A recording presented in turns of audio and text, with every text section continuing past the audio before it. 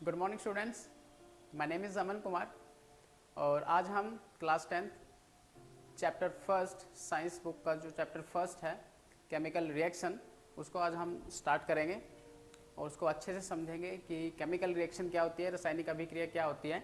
NCERT की book में जितनी भी एक्टिविटीज़ हैं इस चैप्टर से रिलेटेड वो भी हम करके देखेंगे और क्योंकि जो एक्टिविटीज़ है उससे डायरेक्ट क्वेश्चन आपके एग्जाम में पूछे जाते हैं। तो मैं यहाँ पर जो भी आपको कराऊंगा वो क्वेश्चन की फॉर्म में होगा और एनसीईआरटी की बुक में से ही होगा। तो चलिए शुरू करते हैं। केमिकल रिएक्शन क्या होता है, रासायनिक अभिक्रिया क्या होती है। तो फर्स्ट क्वेश्चन यही बनता है हमारे एग्जाम में कि what is chemical reaction and give an example, कि रासायनिक अभिक्रिया क्या होती है, उदाहरण दीजिए। तो रासायनिक अभिक्रिया वो होती है, मतलब ये एक प्रक्रिया जिसमें नए गुणधर्मों के साथ नए पदार्थ बनते हैं, उसको हम बोलते हैं रासायनिक अभिक्रिया।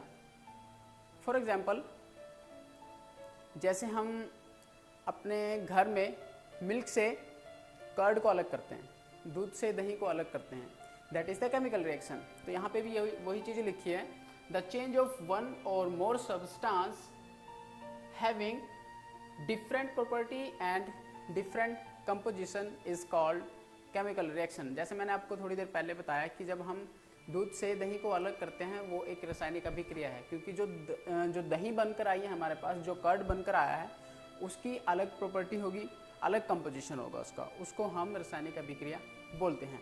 मैंने यहाँ पे एग्जाम्पल लिया है मैग्नीशियम धातु का, मैग्नीशियम मेटल का, कि जब हम मैग्नीशियम मेटल को ऑक्सीजन के साथ रिएक्शन कराते हैं तो वो हमें देता है magnesium oxide. This is an example. अब जो ये मैंने एग्जाम्पल लिया है ये हमारी एनसीईआरटी बुक, जो हमारा जो चैप्टर चल रहा है केमिकल रिएक्शन, उसकी एक्टिविटी 1.1 है। आइए अब एक्टिविटी 1.1 करते हैं, दी बर्निंग ऑफ मैग्नीशियम रिबन, कि जब हम मैग्नीशियम धातु को जलाते हैं तो हमें क्या मिलता है। तो इस एक्टिविटी के लिए मुझे चाहिए मैग्नीशियम धातु, एक मैग्नीशियम मेटल, और उसको जलाने के लिए स्पिरिट लैम्प, आप कैंडल भी यूज कर सकते हो। जलने के बाद जो प्रोडक्ट आएगा वो हम वॉच ग्लास में कलेक्ट करेंगे, एंड वाटर और एक इंडिकेटर। इसके अलावा ड्रॉपर एंड सैंड पेपर और एक टोंग की हेल्प से हम इसको होल्ड करेंगे। तो आइए एक्टिविटी करते हैं। तो सबसे पहले आप मैग्नीशियम धातु को लीजिए और इसको सैंड पेपर के साथ हम साफ़ करेंगे। क्यों करेंगे वो भी बताते हैं आपको। इसको इसलिए साफ़ किया जाता है क्योंकि जब मैग्नीशियम धातु है वो ऑक्सीजन के साथ अभिक्रिया करती है, और जब ये ऑक्सीजन के साथ अभिक्रिया करती है तो उस पर एक ऑक्साइड लेयर बन जाती है, और वो ऑक्साइड लेयर इसको जलने से रोकती है, मतलब टाइम लेती है ये जलने में। यदि इस ऑक्साइड लेयर को नहीं हटाया गया तो इस ऑक्साइड लेयर को हटाने के लिए मैं सैंड पेपर की हेल्प से इसको क्लीन कर रहा हूँ। और यही प्रश्न एग्जाम में पूछा जाता है कि मैग्नीशियम धातु को क्यों साफ़ करते हैं, उसका आंसर आपको मिल गया होगा। इसको अच्छे से साफ़ करिए, और जब ये जलती है मैग्नीशियम धातु, एक वाइट कलर की लाइट के साथ ये जलेगी। आइए इसको जला के देखते हैं। सेफ्टी को पूरा ध्यान रखना है आपको।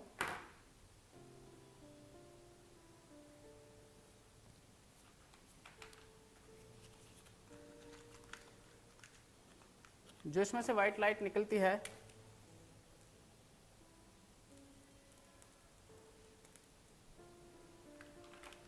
वो उसको हम अपनी आंखों से ऐसे नहीं देख सकते, इसलिए इसको ब्लैक चश्मे की हेल्प से देखेंगे। चलिए अब इसको जलाते हैं।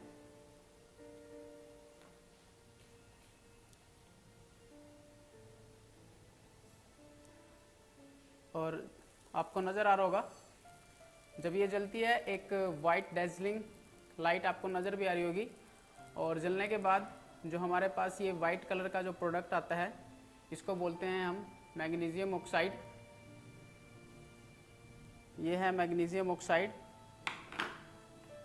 यदि हम इस मैग्नीशियम ऑक्साइड की वाटर के साथ रिएक्शन कराएं तो हमें क्या मिलता है, आइए देखते हैं।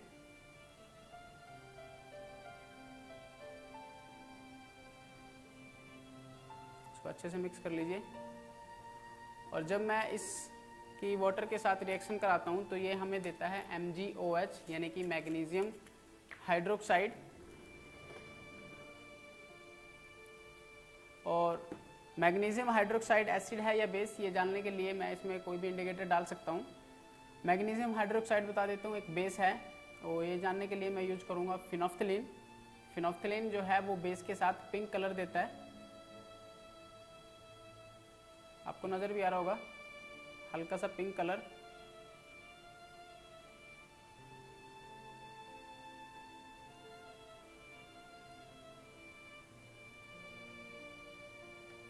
ये पिंक होने लग गया, इसका मतलब ये है कि जो मैग्नीशियम ऑक्साइड है वो जब हम उसकी वाटर के साथ रिएक्शन कराते हैं तो वो हमें एक बेस तैयार करके देता है। और यही एक्टिविटी थी, हमें क्या मिलता है मैग्नीशियम धातु को जब हम जलाते हैं तो हम ऑब्जर्व करते हैं कि जब मैग्नीशियम धातु को जलाया जाता है तो पहले हम उसको सैंड पेपर की हेल्प से साफ़ करते हैं, क्योंकि उसके ऊपर ऑक्साइड लेयर चढ़ी होती है तो उसको रिमूव किया जाता है ताकि वो अच्छे से जल सके। उसके बाद हम स्पिरिट लैम्प की हेल्प से हम इसको बर्न करते हैं और ये एक वाइट लाइट के साथ जलता है, और जलने के बाद एक वाइट सफ़ेद रंग का एक प्रोडक्ट भी देता है जिसको हम बोलते हैं मैग्नीशियम ऑक्साइड। और उस MgO की हम जब वाटर के साथ रिएक्शन कराते हैं तो वो हमें देता है मैग्नीशियम हाइड्रोक्साइड। मैग्नीशियम हाइड्रोक्साइड जो कि एक बेस है, ये हमें पता लगता है इंडिकेटर की हेल्प से। तो यही एक एक्टिविटी थी हमारी एक्टिविटी 1.1। चलिए अब आगे बढ़ते हैं। तो चलिए अभी जो हमने एक्टिविटी 1.1 की है तो देखते हैं कि उस एक्टिविटी के ऊपर किस तरह का क्वेश्चन CBSE या स्टेट बोर्ड में किस तरह से क्वेश्चन पूछा जाता है। तो आइए वो देखते हैं। तो अभी जो हमने एक्टिविटी की थी वो थी बर्निंग ऑफ मैग्नीशियम रिबन। तो उस पर इस तरह का क्वेश्चन बनता है कि what do you observe when magnesium ribbon is burn. कहता है कि जब हमें क्या ऑब्जर्व करते हैं हम जब किसी हम मैग्नीशियम रिबन को बर्न करते हैं, या ये क्वेश्चन पूछा जाता है why we clean the magnesium ribbon before burn, या हम मैग्नीशियम रिबन को जलाने से पहले क्यों साफ करते हैं। और एक तीसरा इंपॉर्टेंट क्वेश्चन ये भी पूछा जाता है कि जो मैग्नीशियम रिबन है वो ऑक्सीजन के साथ रिएक्शन क्यों कर रही है। ठीक है, तो आइए अब इन प्रश्नों का आंसर देते हैं और देखते हैं कि हमें एग्जाम में किस तरह से लिखना है। तो मैंने यहाँ पे लिख रखा है, सबसे पहले आपको अपनी इक्वेशन लिखनी है कि जो मैग्नीशियम है वो ऑक्सीजन के साथ रिएक्शन करके बनाती है 2MgO यानी कि मैग्नीशियम ऑक्साइड। और हमने देखा था यही मैग्नीशियम ऑक्साइड एक वाइट कलर का प्रोडक्ट होता है। जो मैग्नीशियम हमने बर्न की थी उसके बाद जो हमारे पास प्रोडक्ट आया था उसको हम बोलते हैं MgO यानी कि मैग्नीशियम ऑक्साइड। तो इसका आंसर क्या लिखेंगे, according to reactivity series element. जो रिएक्टिविटी सीरीज एलिमेंट आपका जो चैप्टर नंबर 4 है carbon and its compound, carbon और उसके यौगिक, तो उसमें आपको एक रिएक्टिविटी सीरीज पढ़ाई जाती है। उसमें होता है potassium, sodium, calcium, magnesium, iron, hydrogen, इस तरह से एक सीरीज होती है। और उसमें बोला जाता है कि जो मोर रिएक्टिव एलिमेंट है तो वो टॉप पे रहेंगे और लेस रिएक्टिव एलिमेंट हमेशा बिल्कुल भी लो पे रहेंगे। जो लेस रिएक्टिव एलिमेंट है वो है हमारा सिल्वर, गोल्ड और प्लेटिनम। यही रीजन है कि जो हमारा गोल्ड होता है वो ऑक्सीजन के साथ रिएक्शन नहीं करता। फॉर एग्जांपल जैसे हमारा पंजाब में अमृतसर में है गोल्डन टेम्पल, आपने कभी सोचा भी होगा कि गोल्डन को कभी कोरिजन क्यों नहीं लगता है, क्योंकि वो ऑक्सीजन के साथ रिएक्शन नहीं करता है according to reactivity series. But हमारी मैग्नीशियम जो है वो रिएक्टिव होता है नेचर में, मतलब ऑक्सीजन के साथ रिएक्शन करता है और एक ऑक्साइड लेयर उस पर बना देता है। तो वो एक रिएक्टिविटी सीरीज एलिमेंट है जिसकी वजह से क्या होता है उस पर एक ऑक्साइड लेयर की परत चढ़ जाती है और उसको साफ करने के लिए हम सैंड पेपर यूज करते हैं। That's why we clean the magnesium ribbon using sand paper. उसके बाद जब हम मैग्नीशियम रिबन को जलाते हैं, when magnesium ribbon is burn in air a white layer powder is formed. हमने देखा था कि जब हमने मैग्नीशियम रिबन को जलाया था तो एक व्हाइट पाउडर आया था जिसको हमने मैग्नीशियम ऑक्साइड बोला था, और ये किस लाइट के साथ चला था, डेजलिंग व्हाइट लाइट। तो ये दो इंपॉर्टेंट क्वेश्चन थे जो एग्जाम में इस एक्टिविटी से पूछे जाते हैं। और अब हम नेक्स्ट एक्टिविटी 1.2 करेंगे कि जब हम पोटेशियम आयोडाइड को लेड नाइट्रेट के साथ रिएक्शन कराते हैं तो हमें क्या ऑब्जर्व आता है। तो आइए अब इस एक्टिविटी को करते हैं। तो चलिए अब एक्टिविटी 1.2 को समझते हैं। एक्टिविटी का नाम है कि क्या होगा कि जब हम लेड नाइट्रेट और पोटाशियम आयोडाइड को मिक्स करेंगे तो हमें क्या ऑब्जर्व होगा। चलिए इस चीज़ को देखते हैं और इस एक्टिविटी को करते हैं। यह है मेरे पास लेड नाइट्रेट और यह है पोटाशियम आयोडाइड। पोटाशियम आयोडाइड एक कैटलिस्ट भी है। जो कैटलिस्ट होता है वो मतलब जो रिएक्शन को फास्ट करता है उसको हम कैटलिस्ट बोलते हैं, यानी कि उत्प्रेरक। तो चलिए अब इन दोनों को मिक्स करके देखते हैं और हमारे पास क्या आएगा वो देखते हैं।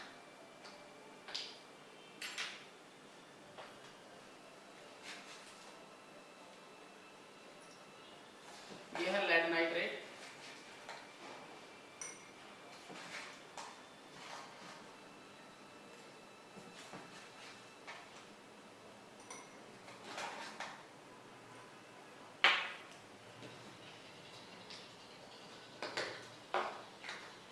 और ये है पोटाशियम आयोडाइड।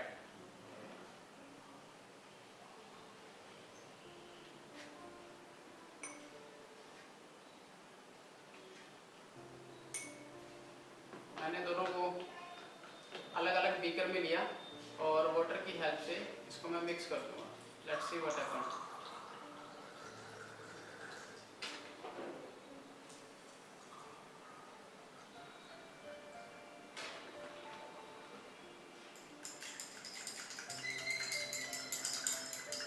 एक सॉल्यूशन बन गया मेरे पास। ये था मेरे पास पोटाशियम आयोडाइड और ये था लेड नाइट्रेट। ये हमारी एक्टिविटी 1.2 है। What do you observe when lead nitrate and potassium iodide mix.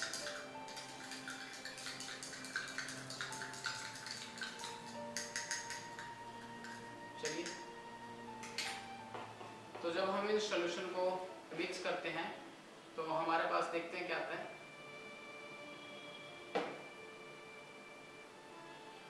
ध्यान से देखिए, ये एक येलो कलर के प्रेसिपिटेट आ चुके हैं हमारे पास।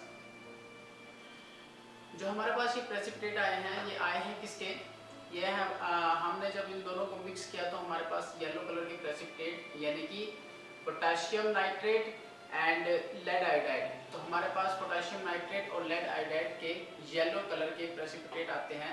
और एग्जाम में भी यही क्वेश्चन पूछा जाता है कि जब हम इन दोनों सॉल्यूशन को मिक्स करते हैं तो हमारे पास किस कलर के प्रेसिपिटेट आते हैं। तो उसका राइट आंसर है येलो प्रेसिपिटेट। आइए, अभी जो हमने एक्टिविटी की 1.2 कि जब हम पोटाशियम आयोडाइड और लेड नाइट्रेट को मिक्स करते हैं तो हमें क्या मिलता है। अभी हमने एक्टिविटी में देखा एक येलो कलर का प्रेसिपिटेट आता है। अब उसको एग्जाम में कैसे लिखना है और एग्जाम में कैसे क्वेश्चन आता है वो समझते हैं। एग्जाम में डायरेक्ट क्वेश्चन आएगा, what do you observe when KI solution added into lead nitrate, कि जब हम KI सॉल्यूशन को लेड नाइट्रेट में डालते हैं तो हमारे पास क्या आता है। उसका सबसे पहले आपको रिएक्शन लिखनी है, ठीक है, कि KI को जब हम लेड नाइट्रेट के साथ रिएक्शन कराया तो हमारे पास येलो प्रेसिपिटेट आए किसके, लेड आयोडाइड और पोटाशियम नाइट्रेट के। ठीक है, अब ये रिएक्शन कैसे बनी है वो हम आपको आगे सिखाएंगे कि रिएक्शन को बैलेंस कैसे करते हैं, फॉर्मूला कैसे बनाया जाता है वो हम अपनी नेक्स्ट वीडियो में समझेंगे। तो वर्डिंग में कैसे लिखना है कि जब KI को